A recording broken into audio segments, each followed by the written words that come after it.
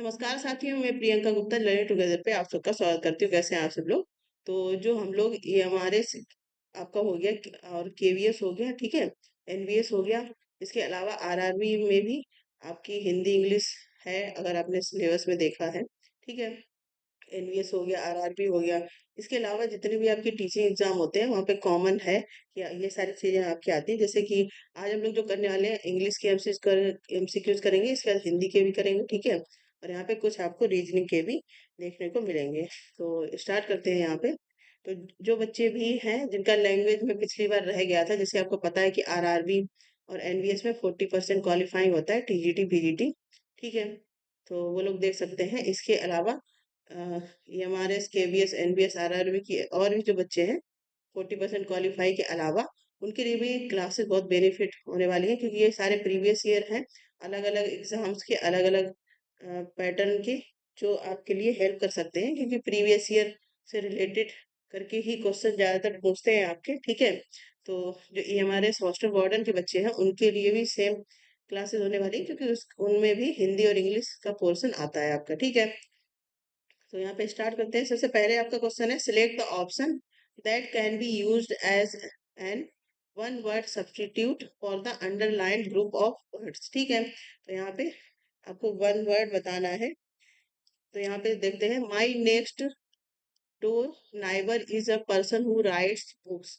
तो a person who writes books, उसको क्या बोलेंगे? Author, artist, historian, librarian. तो ये सिंपल सा क्वेश्चन है। इसको क्या बोलते हैं? ऑथर बोलते हैं, ठीक है। जो किताबें लिखता है उसको क्या बोलते हैं? ऑथर बोलते हैं। इसके अलावा और यहाँ पे बात करें, हिस्टोरियन का मतलब क्या हो गया? इतिहासकार, ठीक है, इतिहासकार। इसके बाद लाइब्रेरियन, आपको पता है कि पुस्तक संग्राहक इसको बोल सकते हैं, शुद्ध हिंदी में बात करें, पुस्तक संग्राहक, ठीक है। इसके बाद आर्टिस्ट क्या हो गया? कलाकार हो गया। तो इसे रिलेटेड करके आपके क्वेश्चन और भी बन सकते हैं। नेक्स्ट क्वेश्चन हम लोग यहाँ पे देखें, select the most appropriate idioms to fill in the blank. यहाँ पे आपको जो सबसे ज्यादा सुटेबल है वो फिल करना है। इट वॉज इम्पॉसिबल टू, फिर blank, her tears when she got the bad news, ठीक है। मतलब ये संभव था कि जब उसने बैड न्यूज सुनी तो उसके आंसू आ गए, ठीक है। तो यहाँ पे क्या होगा? टीयर सब क्या होते हैं? टीयर्स आंखों से गिरते हैं, ठीक है। तो उस हिसाब से यहाँ पे मतलब यहाँ पे पूछा गया, इट वॉज इम्पॉसिबल, उसके लिए कितना मुश्किल रहा होगा जब उसने बैड न्यूज सुनी, ठीक है। जैसे अब मतलब कोई पर्सन है, कहीं पे काम कर रहा है या फिर कहीं ऐसी जगह पे है, उसको बैड न्यूज मिलती है, तो वहां पे है कि आंसुओं को रोकना मुश्किल हो जाता है। तो उस हिसाब से यहाँ पे क्या आएगा? Cut down, hold on, cut out या फिर होल्ड बैक, ठीक। तो ये सबसे सुटेबल हो जाएगा होल्ड बैक। मतलब जब उसने सैड न्यूज सुनी तो उसके लिए बहुत ही मुश्किल था आंसुओं को रोकना, ठीक है। या छिपाना, इसको क्या बोल सकते हैं? छिपाना, आंसुओं को छिपाना या फिर रोकना। तो डी ऑप्शन आपका सही हो जाएगा।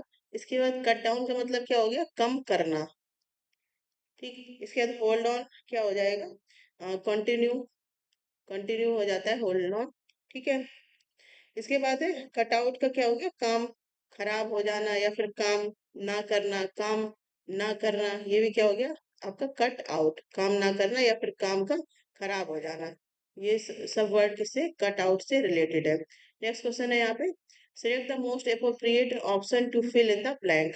यहाँ पे भी आपको इसी प्रकार से जो सबसे ज्यादा अप्रोप्रिएट है वो भरना है। देयर इज, विद ब्लैंक दिया, easy way out of this problem, ठीक है। There is easy way out of this problem. तो यहाँ पे इजी से रिलेट करके क्या आएगा? कोई आर्टिकल नहीं आएगा, या फिर एन आएगा, या फिर ए आएगा, या फिर द आएगा। तो आर्टिकल्स की आपकी अलग से क्लासेस हुई हैं। जिन बच्चों को आर्टिकल्स में दिक्कत है वहाँ पे क्लासेस देख सकते हैं, प्ले लिस्ट बनी हुई है, ठीक है। तो नो आर्टिकल, एन आर्टिकल। तो इजी मैंने बताया था कि जैसे आप हिंदी में लिखेंगे, देखिए इजी, तो यहाँ पे ई आ रहा है, तो ए, ई, आई, ओ, जहाँ पे वोवल साउंड करता है वहां पे क्या आता है? हमेशा एन आता है, ठीक है। यहाँ पे क्या आ जाएगा? एन आपका सही हो जाएगा। नेक्स्ट क्वेश्चन है यहाँ पे, select the most appropriate idiom to fill in the blank. यहाँ पे भी आपको सुटेबल इडियम्स भरना है।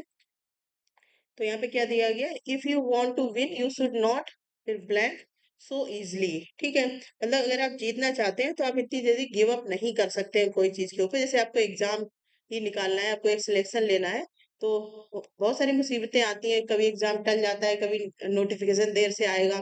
ठीक है, तो क्या है, कंटिन्यूटी बनाने में दिक्कत होती है, लेकिन आपको गिव अप तो नहीं करना है। अगर आप ज्यादा टेंशन में है या फिर कंटिन्यू नहीं कर पा रहे हैं, तो थोड़ा सा ब्रेक ले लीजिए। थोड़ा सा ब्रेक का मतलब ये भी नहीं है कि आप 1 महीने तक पढ़ ही नहीं रहे हैं।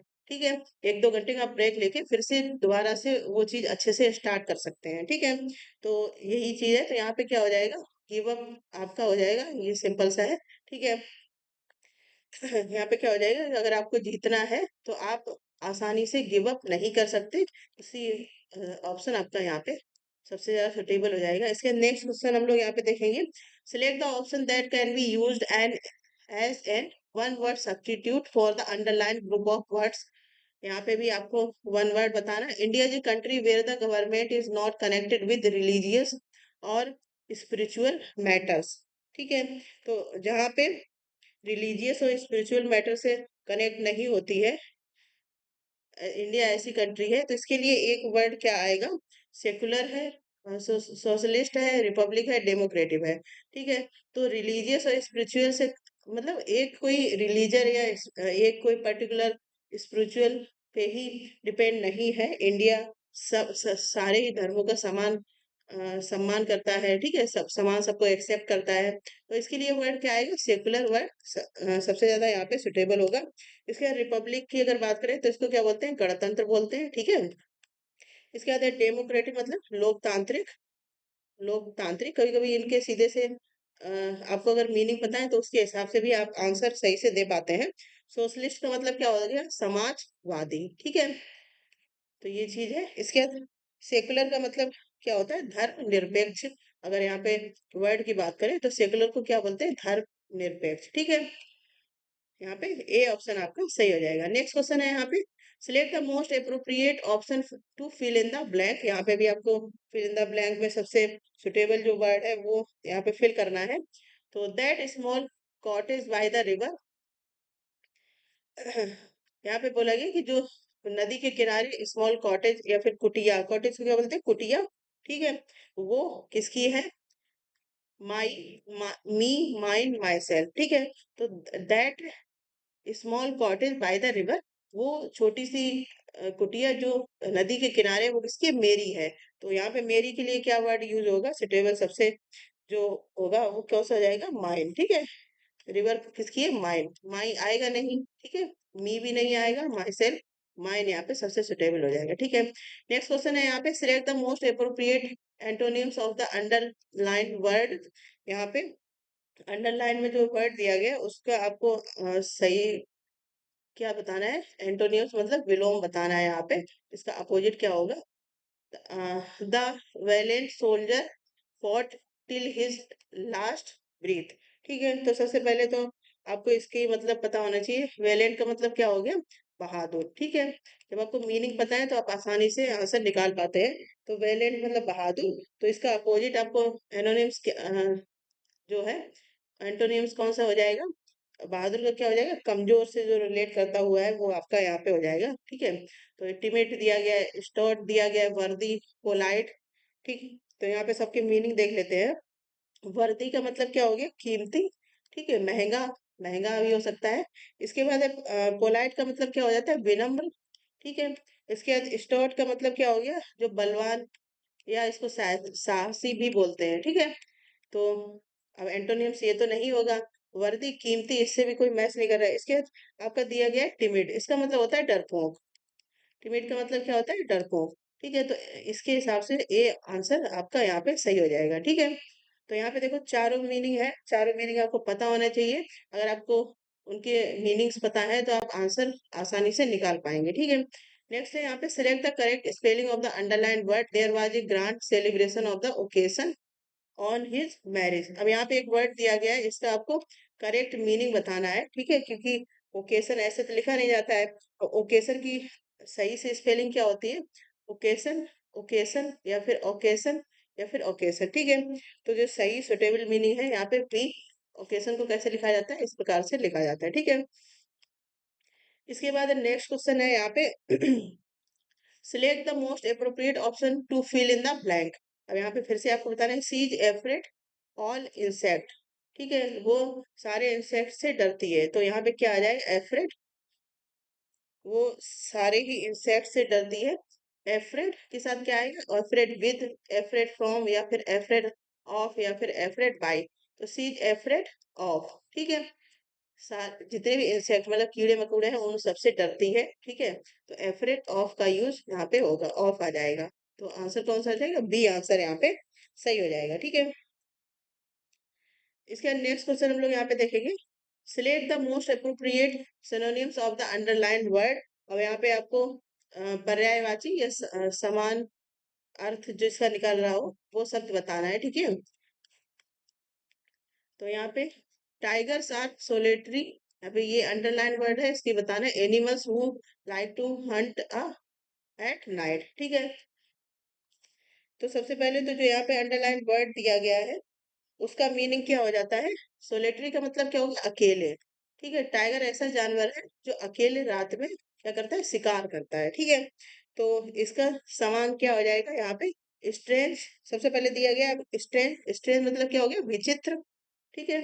ये अजनबी भी बोल सकते हैं, ठीक है।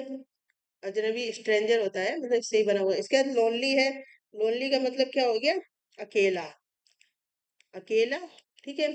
इसका रेयर मतलब, रेयर मतलब क्या हो जाएगा, बहुत ही दुर्लभ, जो बहुत कम देखने को मिलती है। इसका सोशल तो आपको पता होगा, सामाजिक इसका मतलब हो जाता है, ठीक है। तो यहाँ पे अकेला का क्या हो जाएगा, सिनोनिम्स पूछा गया है, लोनली यहाँ पे सही हो जाएगा, ठीक है।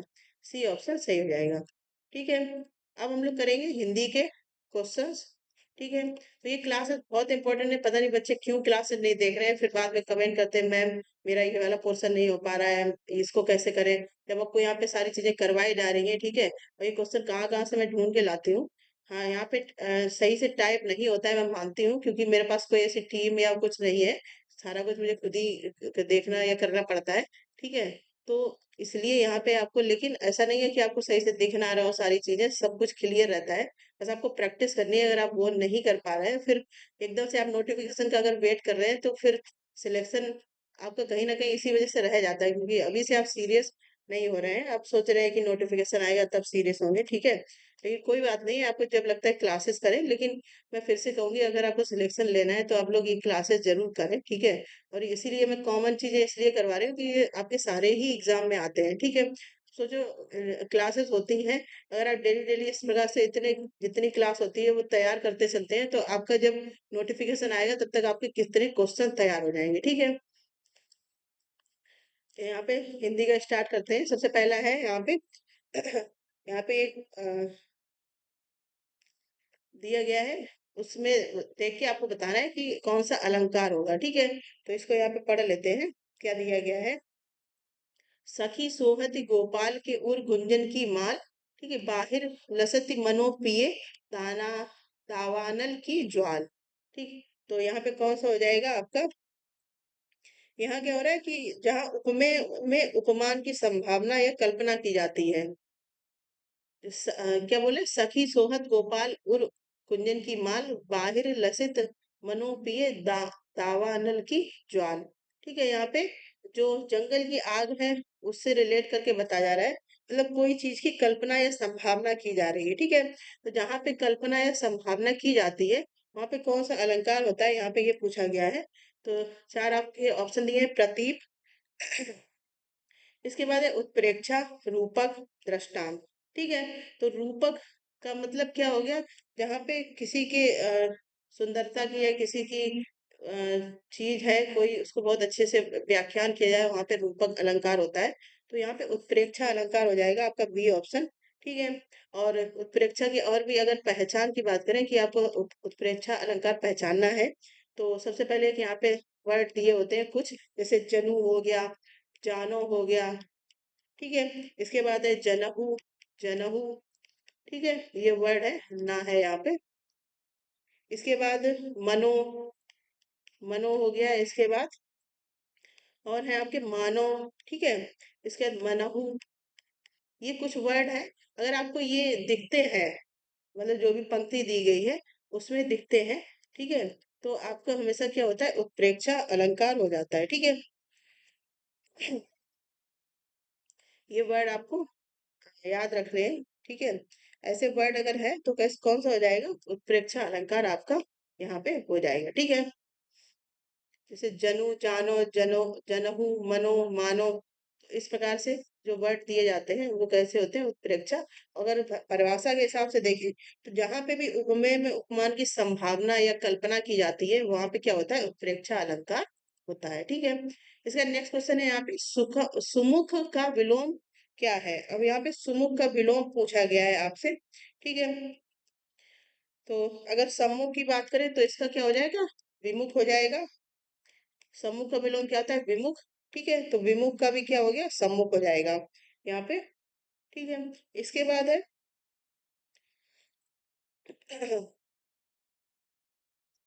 इसके बाद यहाँ पे विमुख का तो ये हो जाएगा यहाँ पे जो लिखा हुआ है। ठीक, इसके बाद और कौन से, दुर्मुख दिया गया है, दुर्मुख का होता है सुमुख। ठीक है, सुमुख।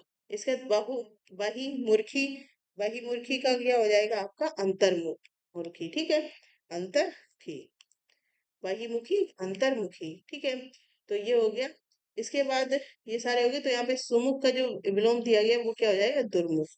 ठीक है, ये वर्ड आपको बहुत अच्छे से याद रखने हैं क्योंकि एक भी मात्रा हटती है या फिर कोई चीज इधर उधर होती है तुरंत उसके मीनिंग बदल जाते हैं हिंदी में। ठीक है, हिंदी भी अपने में ही टफ एक लैंग्वेज मान सकते हैं अगर आपको सही से हिंदी आती है। ठीक है, तो यहाँ पे सी आंसर आपका सही हो जाएगा। बाकी जो है जैसे सम्मुख अगर आपको दिया गया है तो इसको क्या हो जाएगा, विमुख हो जाएगा। बहिर्मुखी दिया गया है तो अंतर्मुखी। ठीक है, नेक्स्ट है यहाँ पे गीदड़ का पर्याय है। यहाँ पे गीदड़ का पर्यायवाची आपको बताना है क्या हो जाएगा। तो यहाँ पे देख लेते हैं गीदड़ के क्या क्या पर्यायवाची होते हैं। एक तो आपका हो गया श्रृंगाल, दूसरा आपका हो गया सियार भी बोलते हैं। ठीक है, ये भी गीदड़ का पर्यायवाची है। इसके बाद है निशा, मृग। ठीक है, ये सब किसके हैं? गीदड़ के पर्यायवाची हैं। ठीक, तो यहाँ पे देखते हैं। सबसे पहले दिया है भल, मरकट, जम्बू, केसरी। ठीक है, तो यहाँ पे आंसर कौन सा हो जाएगा आपका, गीदड़ का जम्बू। ठीक है, तो आपके गीदड़ के कितने, श्रृंगाल हो गया, सियार, निशा, मृग, जम्बू, ये सब गीदड़ के पर्यायवाची होते हैं। इसका नेक्स्ट क्वेश्चन है तद्भव तत्सम का कौन सा युग सुमेलित है। यहाँ पे तद्भव और तत्सम दिए गए हैं, आपको बताना है कि कौन सा सुमेलित नहीं है। ठीक है, तो महंगा, महाग्र, इसके बाद मरना, मरण, इसके बाद आपका दिया गया मधुक, महुआ, और फिर कौन सा है आपका मरना, मंडन। ठीक, तो यहाँ पे सुमेलित जो नहीं है क्या, कौन सा, बी आपका हो जाएगा। तो यहाँ पे देख लेते हैं किसका कौन सा होता है। तो मधुक, महुआ दिया गया है। ठीक है, अब महुआ अगर दिया है तो इसका क्या होता है, बड़ी ऊ की मात्रा होती है, मधुक होता है ना कि यहाँ पे महुआ, मधुक। ठीक है, यहाँ पे बड़े की मात्रा दी गई है। इसके बाद यहाँ पे और भी देख लेते हैं मरना, मंडन। तो मरना कैसा हो गया आपका, तद्भव हो गया। मंडन कैसा हो गया, तत्सम हो गया। ठीक है, इसके बाद मरना दिया गया, मरण दिया गया है, महुआ, यहाँ पे क्या दिया गया, महुआ और मधु। ठीक है, फिर आपके दिया गया महंगा और महार्घ। ठीक, तो यहाँ पे जो आपका मधु है, ठीक है, इसका क्या होता है, यहाँ पे बी ऑप्शन आपको सुमली, यहाँ पे क्या पूछा गया, तद्भव और तत्सम नहीं है। ठीक है, तो तद्भव और तत्सम नहीं पूछा गया क्योंकि यहाँ पे जो महुआ है, देखो सबसे पहले यहाँ पे महंगा है तो ये आपका कैसा हो गया, तद्भव हो गया। मैं लिख देती हूँ जिससे आपको क्लैरिटी हो जाए। ठीक है, और इसका तत्सम क्या हो गया, महार्घ। ठीक है, ये कैसा हो गया, तत्सम। इसी प्रकार से यहाँ पे जो मरना दिया गया है ये कैसा है, तद्भव। ठीक, और मरण क्या हो गया आपका, तत्सम। इसके बाद है फिर आपका कौन सा है, मधुक। ठीक, तो यहाँ पे उल्टा दिया गया, जैसे मधुक आपका क्या होता है, तत्सम। यहाँ पे मैं दूसरे कलर से लिख देती हूँ क्योंकि ये कंफ्यूजन करेगा आपको। तो ये आपको मधुक क्या है, तत्सम है। ठीक है, तत्सम। और जो महुआ दिया गया है ये कैसा है, तद्भव, तद्भव। ठीक है, और यहाँ पे फिर ये हो गया आपका तद्भव, और ये कैसा हो गया, तत्सम। ठीक है, तो इस प्रकार से यहाँ पे बी सबसे ज्यादा जो है सुमेलित नहीं है। मतलब दिए सही गए लेकिन सीक्वेंस जैसे यहाँ पे पहले तत्व दिया गया इन तीनों में, इनमें तत्सम पहले दे दिया, इसलिए यहाँ पे बी आंसर आपका सही हो जाएगा। ठीक है, समझ में आ गया होगा ना, कोई कंफ्यूजन नहीं है यहाँ पे। नेक्स्ट क्वेश्चन है, बाकी लिखे सही है सारे, ठीक है। नेक्स्ट क्वेश्चन है यहाँ पे, अचानक घोर विपत्ति का आ जाने के अर्थ में निम्नलिखित में से कौन सा मुहावरा प्रयोग होता है? मतलब अचानक घोर विपत्ति आ जाने के लिए मुहावरे, कौन से मुहावरे का यूज किया जाएगा? आसमान में छेद होना, आसमान में थिगली लगाना, आसमान देखना, आसमान फट पड़ना। ठीक है, तो कौन सा होता है? डी यहाँ पे सही हो जाएगा। अचानक कोई घोर विपत्ति आ जाने के लिए हम लोग कौन से मुहावरे का यूज करते हैं? आसमान फट जाना, मतलब मुसीबत आ जाना, इसको क्या बोलते हैं? मुसीबत आ जाने भी बोल सकते हैं, ठीक है। इसका नेक्स्ट क्वेश्चन है यहाँ पे, चाल का अर्थ नहीं है। अब यहाँ पे चाल का अर्थ पूछा गया, कौन सा नहीं है? तो आहट, ठीक है। इसके चाल का मतलब क्या होगा? जैसे कोई चलते हुए आ रहा है तो उसकी जो आवाज आती है उससे रिलेट करके है। आहट, तो ये भी क्या है कि किसी के चलने की आवाज आती है। इसके बाद गति, ये भी किससे संबंधित हो गया? चाल से। इसके बाद हो गया रिवाज, एक बोलते हैं ना चाल चलन, ऐसे। ठीक है, तो चेहरा, ये सबसे ज्यादा यहाँ पे अलग है। बाकी थोड़े थोड़े से ये सारे मिलते जुलते हैं, ठीक है। और कौन कौन से हो जाएंगे? जैसे आपके चालाकी हो गया, धोखा, सॉरी खोखा, धोखा नहीं, यहाँ पे खोखा एक वर्ड होता है। ये भी किससे रिलेट करता है? चाल से, ठीक है। ये सब इसके कह सकते हैं कि समानार्थी शब्द है। इसके बाद चतुर्वेद का समास विग्रह क्या है? अगर चतुर्वेद का समास विग्रह किया जाएगा तो उसको क्या बोलते हैं? चारों, जो चारों, चतुर्वेद का मतलब क्या था? चारों वेदों का ज्ञान, ठीक है। उसको क्या बोलते हैं? चतुर्वेद। जैसे इस प्रकार से त्रिवेद अगर होता है तो तीन वेद का ज्ञान, ठीक है। और द्विवेद, द्विवेदी बोलते हैं ना, ठीक है। तो क्या हो गया? दो वेद का ज्ञान, इस प्रकार से। तो यहाँ पे आंसर कौन सा हो जाएगा? चार वेदों का ज्ञाता, चार वेदों का समाहार, चार है वेद जिसके, चतुर है वेद, ठीक है। तो सबसे ज्यादा सुटेबल क्या क्या हो गया? चार वेदों का समाहार, मतलब जिसमें चारों वेदों का समान चीजें हो, ठीक है, उसको क्या बोलते हैं? चतुर्वेद। अगर यहाँ पे देखें चार वेदों का ज्ञाता, तो उसको क्या बोलेंगे? चतुर्वेदी, ठीक है। ये वर्ड थोड़ा सा डिफरेंट, आपको ये सारी चीजें पता होनी चाहिए। उसको क्या बोलते हैं? चतुर्वेदी, ठीक है। मतलब चार वेदों का जिसको ज्ञान है वो क्या कहलाएगा? चतुर्वेदी।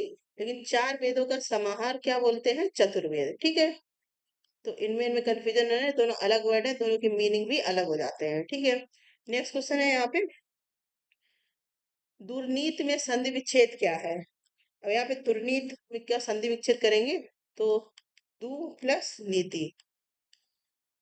तो संधि विच्छेद की क्लास करवाई गई है, अगर आप लोग नहीं देखे वो जरूर देख ले जाके प्लेलिस्ट में, वहां से आपके सारे चीजें क्लियर हो जाएंगी। वहां पे बहुत सारे प्रीवियस ईयर क्वेश्चन भी करवाए गए हैं पर्टिकुलर टॉपिक को लेके, ठीक है।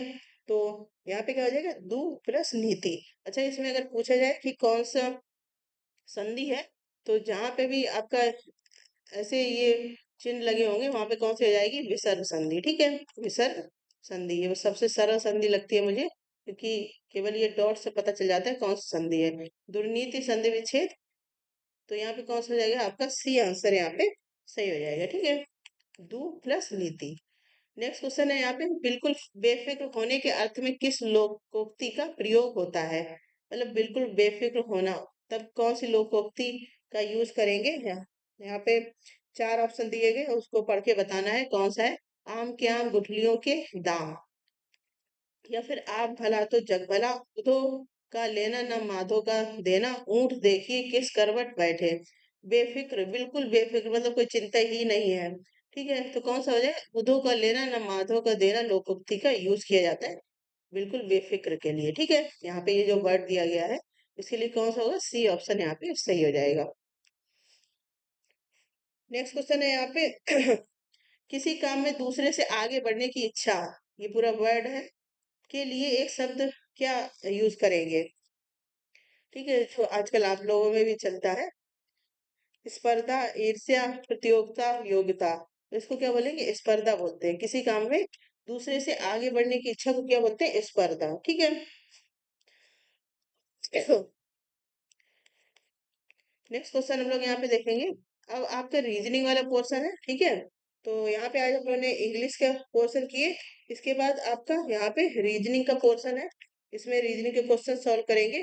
तो जो बच्चे भी रीजनिंग में अगर आपका कोई भी पार्ट वीक है तो आप यहाँ से क्वेश्चन कर सकते हैं, ठीक है। यहाँ पे सबसे पहला प्रश्न दिया गया, दिए गए विकल्पों में से उस संख्या का चयन कीजिए जो निम्नलिखित श्रेणी में प्रश्न चिन्ह, मतलब जहाँ पे प्रश्न चिन्ह बना हुआ है के स्थान पर आ सकती है। तो यहाँ पे एक सीक्वेंस दिया गया, ये इंग्लिश में भी है, यहाँ पे आप देख सकते हैं। Select the number from the given option that can be replace the question mark, ठीक है। तो ये सीक्वेंस आपको बताना है किस प्रकार से है यहाँ पे। तो यहाँ पे देख लेते हैं, सबसे पहले 4 दिया गया है, ठीक है। 4 के बाद क्या आया आपका, 9 आ गया। तो यहाँ पे क्या हो रहा है, +5 हुआ है यहाँ पे, ठीक है, +5 है ना। 4 में 5 जोड़ेंगे तो क्या हो जाएगा, 9 हो जाएगा। इसके 9 से आपका क्या हो गया, 16 हो गया। तो यहाँ पे क्या हुआ, अगर यहाँ पे देखेंगे तो कितने का प्लस हो रहा है, +7, ठीक है। इसी प्रकार से 16 से क्या हो गया, 39, ठीक। तो यहाँ पे कितने प्लस हो रहे हैं, 23, ठीक है। इसके बाद 39 से आपका हो गया 82 हो गया। तो यहाँ पे कितना प्लस हुआ आपका, अगर देखा जाए, +33, सॉरी 43 यहाँ पे प्लस होगा। इसके बाद 82 के बाद क्या है अपना, 82 में से कितना हो गया, 213। यहाँ पे अगर देखा जाए कितने ऐड हुए यहाँ पे, तो 131, ठीक है, 131 ये हो रहे हैं। अब ये किस प्रकार से हो रहे हैं ये भी यहाँ पे देखना है। क्योंकि ऐसे तो कोई सीक्वेंस बन नहीं रहा है, 5 7 फिर 23 हो गया, फिर 43, फिर 131। तो यहाँ पे क्या हो रहा है, सबसे पहले तो ×2 हो रहा है, मतलब 4 में 2 का गुणा किया और उसमें से -3 कर दिए, ठीक है। 4 दूनी 8, अगर सॉरी, जो +5 है उसमें क्या किया, 2 का जब हम लोग गुणा करेंगे, यहाँ पे 4 में हम लोग सबसे पहले क्या करेंगे, 2 का गुणा, तो कितना हो जाएगा, 4 दूनी 8, ठीक है। और यहाँ पे क्या करेंगे, ये 5 से 7 कैसे हो रहा है, ये चीज यहाँ पे देखनी है। तो यहाँ पे क्या किया, ×2 -3, ठीक। 5 दूनी 10, -3 करेंगे तो कितना आ जाएगा, 7 आ जाएगा। अब इसके बाद कौन सा सीक्वेंस बन रहा है, यहाँ पे 7 में ×3 और -2, ठीक है। तब कितना हो जाएगा, 7 तिया 21, 21 में से 2 गए तो कितने बचे, 7 तिया 21, 21 में से 2 अगर आपके जाएंगे तो ये कितना हो जाएगा, सॉरी, यहाँ पे ×2 + 1 होगा, ठीक है। ये सीक्वेंस आप देखना ध्यान से, ×3, 7 या 21, 21 में 2 हम लोग प्लस करेंगे तो कितना हो जाएगा, 23 हो जाएगा, ठीक है। तो यहाँ पे ये 7 ऐसे आया, मतलब एक तो सीक्वेंस ही बन रहा है, कितना कितना ऐड किया, फिर उनमें हमें दूसरा सीक्वेंस दिखाना है, ठीक। फिर आपका 39 आया, 39 में क्या करेंगे, फिर से हम लोग क्या करेंगे, ×2, ये जो 39 है दूसरे कलर से दिखा दे यहाँ पे। अब यहाँ पे जो 39 है, ×2 करेंगे, -3, ठीक है। तो 23 यहाँ पे आया था, इसमें ×2 करेंगे, कितने हो जाएंगे, 46, और -3 करेंगे तो कितना आ जाएगा, 43 आ जाएगा आपका। फिर से क्या सीक्वेंस बनेगा, ये वाला, प्लस का, सॉरी, इंटू का 3 और प्लस के 2, इसमें ये करेंगे तो कितना आ जाएगा, 131 आ जाएगा आपका। और इसी प्रकार से आगे देखो सीक्वेंस क्या बन रहा है, पहले 2 का गुणा किया, -3 घटाए, फिर 3 का गुणा किया, फिर प्लस के 2 ऐड कर दिए। फिर से क्या हुआ, 2 का गुणा किया, -3 घटा दिए, फिर से आपका कौन सा सीक्वेंस बना, यहाँ पे +3 और +2, अब कौन सा बनेगा, ×2 - 3, ठीक है। तो ये जब हम लोग करेंगे और तो इसमें जब करेंगे तो कितना आएगा, ये आप 259 आ जाएगा, ठीक है। तो इस हिसाब से अब 259 हमें किस में ऐड करना है, 131 में। तो 131 में जब ऐड करेंगे तो कितना आएगा, 772, ठीक है। देखिए सीक्वेंस समझ में आ रहा है आपको, इसको थोड़ा धीरे धीरे से देखिएगा। सबसे पहले क्या करेंगे, मैं फिर से बता देती हूँ। यहाँ पे जैसे ये क्या हुआ, +5 हुआ, फिर क्या हुआ, प्लस का 7 हुआ, फिर आपका क्या हुआ, प्लस के 23 हुए, फिर क्या हुआ आपका यहाँ पे 43, फिर इसमें कितने प्लस हुए, 131, ठीक है। अब इस क्योंकि ये कैसे कैसे हो रहा है, ये तो हमने सीधा सीधा निकाल लिया, इतना इतना हो रहा है, लेकिन इसमें भी तो कोई सीक्वेंस बनना चाहिए ना, रीजनिंग में यही होता है। तो यहाँ पे सबसे पहले क्या करेंगे, इसको मैं अलग कलर से दिखा देती हूँ। तो ये जो है आपका, सबसे पहले ×2 -3 होगा, फिर उसमें क्या होगा, ×3 प्लस का 2, फिर क्या होगा इंटू 2 माइनस का 3, फिर आपका क्या होगा इंटू 3 प्लस का 2। ठीक है, तो ये सीक्वेंस भी बनेगा ये वाले सीक्वेंस के बाद में। फिर आपका आंसर इस प्रकार से कितना आएगा 472, यानी कि सी ऑप्शन आपका यहाँ पे सही हो जाएगा।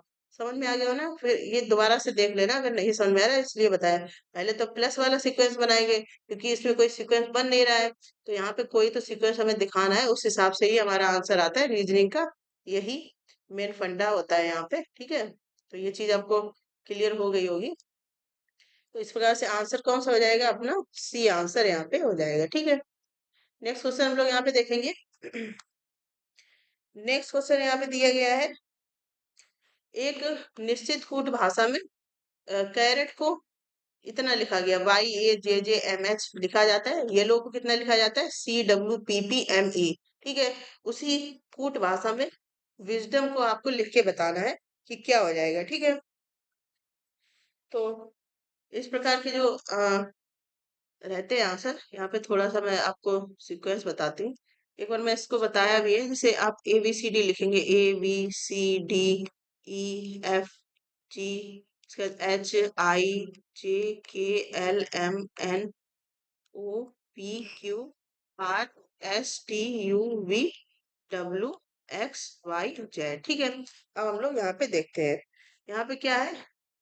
कैरेट दिया गया है, जैसे कैरेट यहाँ पे है। ठीक है, कैरेट, इसका क्या हो गया? सी का सबसे पहले क्या हुआ? वाई हुआ।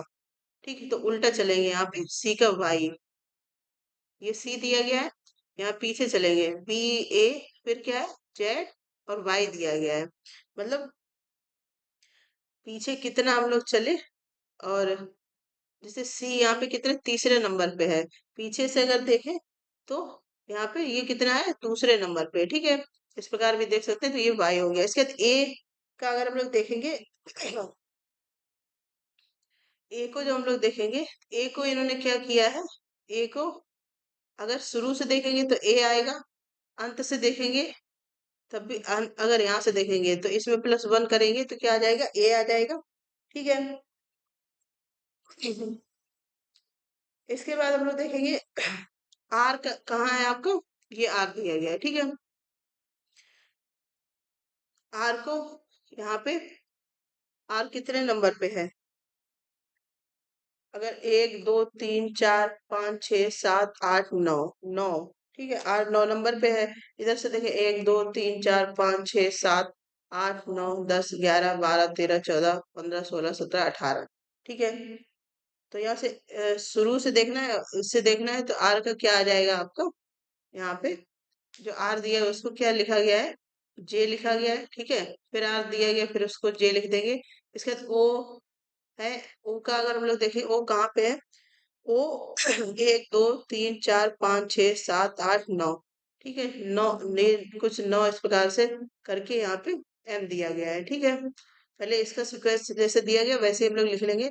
फिर दूसरा दिया गया येलो, येलो का यहाँ पे क्या दिया गया है? येलो का वाई है। अब इसका जेड, फिर अगर जैसे राउंड फिगर में देखेंगे तो यहाँ पे ए आएगा, फिर बी, फिर सी, इस प्रकार से।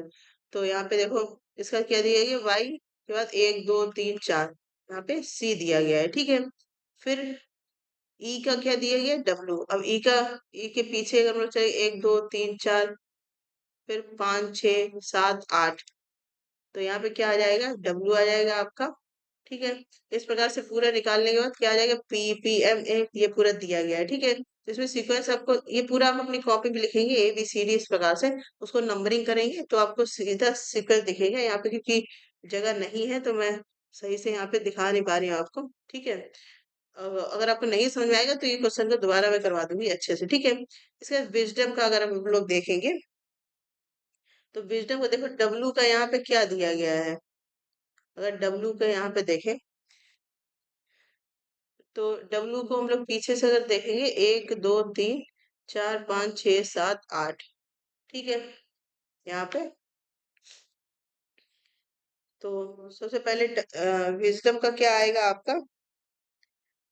डब्लू के स्थान पर, जैसे यहाँ पे ये डब्लू दिया गया, डब्लू। ठीक है, यहाँ पे ई दिया गया, ई को यहाँ पे क्या लिखा है, डब्ल्यू लिखा है।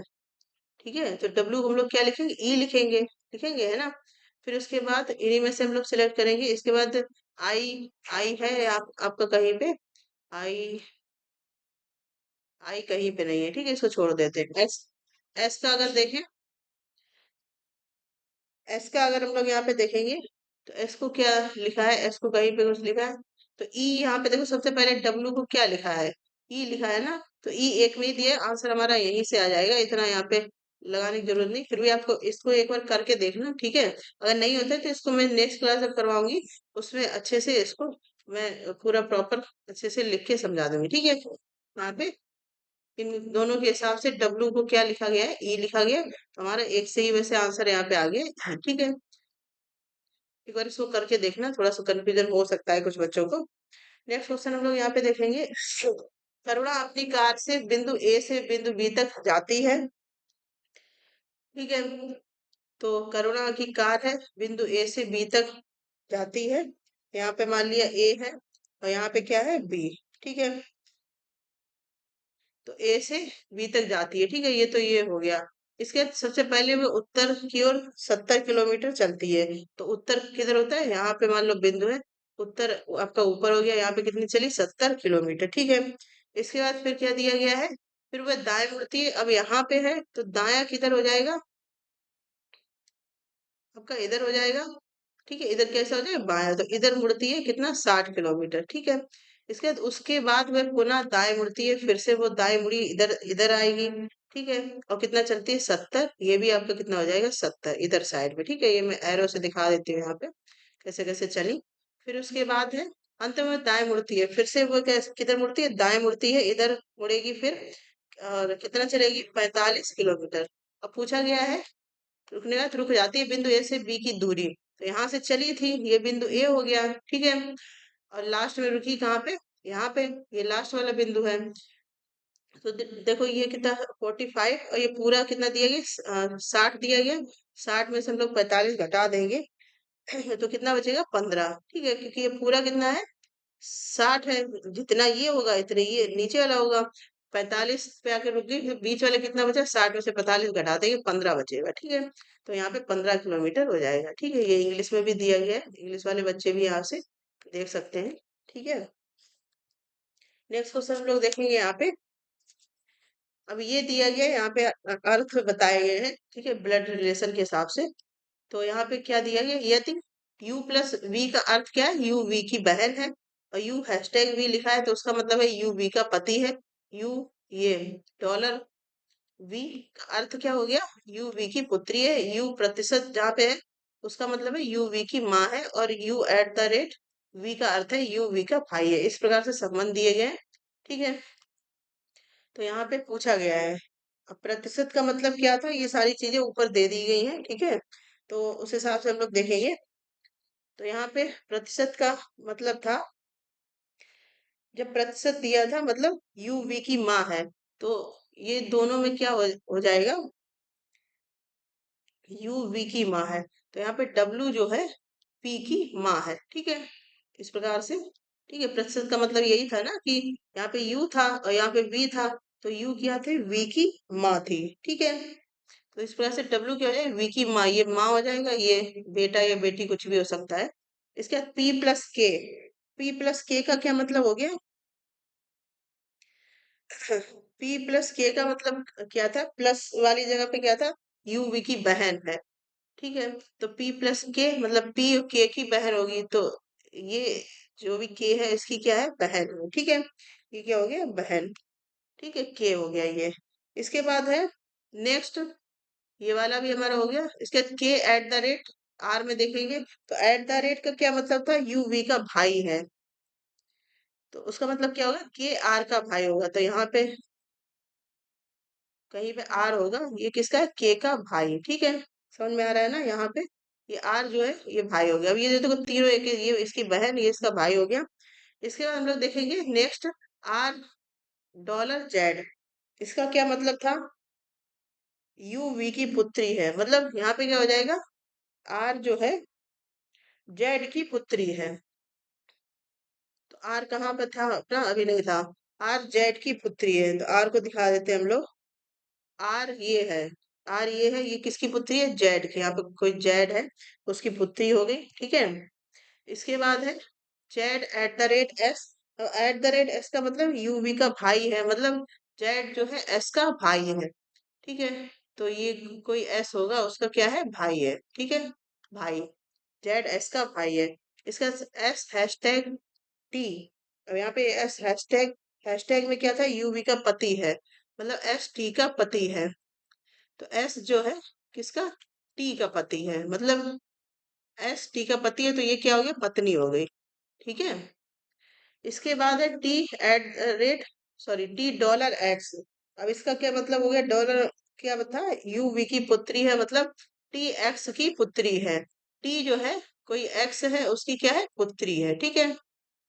अब यहाँ पे संबंध किसका किसका पूछा गया है? तो यहाँ पे पूछा गया है कि जो दिए गए संबंध में कौन सा सत्य नहीं है। मतलब के डब्ल्यू की पोती है, तो के कहाँ पे था? के डब्ल्यू की पोती है, डब्ल्यू कहाँ पे है? ये। तो ये इसकी क्या थी? बेटा या बहन था? पोती। जैसे माँ डब्ल्यू थी, पी बेटा, और ये क्या हो गया? ये सबसे पहले पोती। तो ये तो सही बन रहा है ना? ये इसकी भाई बहन है, और ये इन दोनों की माँ है, डब्लू वाला, ठीक है। तो ये कहीं पे ये वाला तो सही है। इसके बाद एस बहन, ये इन दोनों बहन नहीं, ये पोती कहाँ होगी? ये बेटा है, और ये इसका भाई है, तो ये तो इनके दोनों के बच्चे हो जाएंगे ना, ठीक है। अगर इसके भी इधर मतलब इनके बच्चों का बच्चा दिखाया जाता तो ये आपका आंसर यहाँ पे यही सही हो गया। इसके बाद और भी चेक कर लेते हैं। एस एक्स का दामाद है, तो एस कहाँ पे था? ये एस है, और एक्स, एक्स कहाँ पे था? ये है, ठीक। अब देखो एस के ये कौन थे? ये एस की पत्नी थी, और इनकी पुत्री ये थी, ठीक है। तो ये सही है, ये वाला सही हो जाएगा। पी और आर एंड के बहनें हैं। देखो पी के आर, ये तीनों एक ही सीक्वेंस में, ये इनकी माँ डब्लू है, ये बहन है, ये भी सही हो जाएगा। डब्लू जेड की पत्नी है, तो ये दोनों का पति पत्नी का ही होगा, क्योंकि ये इनके कौन हो गया? कौन थे? पिता, ठीक है। तो ये भी सही है। आंसर हमारा कौन सा सही हो जाएगा यहाँ पे? जो है ये आंसर सही हो जाएगा, ठीक है। इस हिसाब से सीक्वेंस लगा के आपको निकालना है, जो भी संबंध दिए गए हैं। ठीक है, तो ये क्वेश्चन था। ये थोड़ा सा क्वेश्चन प्रैक्टिस वाले होते हैं, बाकी जैसे आप प्रैक्टिस अच्छे से कर लेते हैं तो आ जाते हैं। सिंपल था ये क्वेश्चन, ठीक है। अब नेक्स्ट क्लास में मैं थोड़े से ब्लैंक पेज भी रखा करूंगी, क्योंकि यहाँ पे आज थोड़ी सी जगह की भी कमी हो गई है, इस वजह से थोड़ा सा आपको गड़बड़ हो सकता है। लेकिन हाँ, आप ध्यान से देखेंगे जैसे सीक्वेंस दिया गया है, तो सही हो जाएगा यहाँ पे, ठीक है। और बाकी ये वाला जो क्वेश्चन है, इसमें थोड़ा सा ज्यादा आपको कंफ्यूजन हुआ होगा, मैं मान रही हूँ। तो ये आप एक बार करके देखिएगा, अगर नहीं होता है तो मैं इसको फिर से अच्छे से डिटेल में करवा दूंगी, ठीक है। बाकी हिंदी इंग्लिश में आपको कोई दिक्कत नहीं हुई होगी, तो लैंग्वेज वाले के लिए आप लोग क्लासेस करते रहिए, ये बहुत इंपॉर्टेंट क्लास है, ठीक है। और इसी प्रकार की क्लास अपडेट के लिए बने रहिए लर्न टुगेदर से, और ज़्यादा से ज़्यादा शेयर भी करिए। और जिन बच्चों ने टेलीग्राम नहीं ज्वाइन किया है, वो लोग ज्वाइन कर लें, जिससे कि कोई भी इम्पोर्टेंट अपडेट है तो आपको वहाँ पे मिल जाता है। बने रहिए लर्न टुगेदर से। धन्यवाद।